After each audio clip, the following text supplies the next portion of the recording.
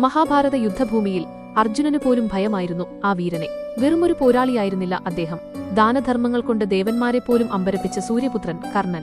തന്റെ മരണം മുന്നിൽ കണ്ടിട്ടും കർണൻ ചെയ്ത ആ വലിയ ത്യാഗത്തിന്റെ കഥയാണിത്. കുരുക്ഷേത്ര യുദ്ധം തുടങ്ങാൻ ദിവസങ്ങൾ മാത്രം ബാക്കി. കർണൻ ജീവനോടെയിരിക്കുന്നത് അർജുനന്റെ വിജയത്തിന് തടസ്സമാകുമെന്ന് ഇന്ദ്രദേവൻ ഭയപ്പെട്ടു. കാരണം കർണന്റെ ശരീരത്തിൽ ജന്മനാ തന്നെയുള്ള കവചവും കുണ്ടലങ്ങളുമുണ്ടായിരുന്നു. അത് ധരിച്ചിരിക്കുന്നിടത്തോളം കാലം കാലനു പോലും കർണനെ സ്പർശിക്കാനാവില്ല. അർജുനനെ രക്ഷിക്കാൻ ഇന്ദ്രൻ ഒരു ചതി പ്രയോഗിക്കാൻ തീരുമാനിച്ചു.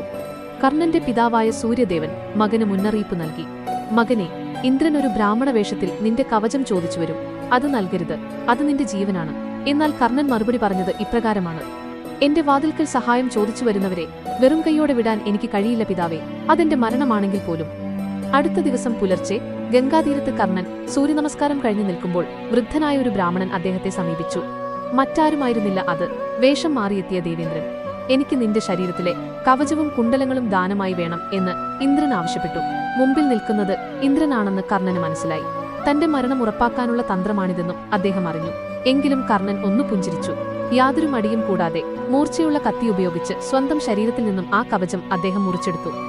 രക്തം വാർന്നുകൊണ്ടിരുന്നിട്ടും വേദന കടിച്ചമർത്തിക്കൊണ്ട് ആ സ്വർണ്ണക്കവചം അദ്ദേഹം ഇന്ദ്രന് സമർപ്പിച്ചു. കർണന്റെ ഈ അസാമാന്യമായ ദാനശീലത്തിനു മുന്നിൽ ഇന്ദ്രന്റെ തല കുനിഞ്ഞുപോയി. ലോകം കണ്ട ഏറ്റവും വലിയ ദാനി എന്ന പേര് അന്ന് കർണന് സ്വന്തമായി. പകരം ഇന്ദ്രൻ വൈജയന്തി എന്ന അസ്ത്രം കർണന് നൽകി മടങ്ങി. ചതിയിലൂടെയും ശാപങ്ങളിലൂടെയുമാണ് കർണൻ വീഴ്ത്തപ്പെട്ടതെങ്കിലും ഇന്നും മഹാഭാരതത്തിലെ ഏറ്റവും പ്രിയപ്പെട്ട കഥാപാത്രമായി കർണൻ നിലനിൽക്കുന്നത് അദ്ദേഹത്തിന്റെ ഈ വലിയ മനസ്സുകൊണ്ടാണ്. സ്വന്തം ജീവനേക്കാൾ വലുതാണ് തന്റെ വാക്ക് എന്ന് തെളിയിച്ച മഹാപുരുഷൻ.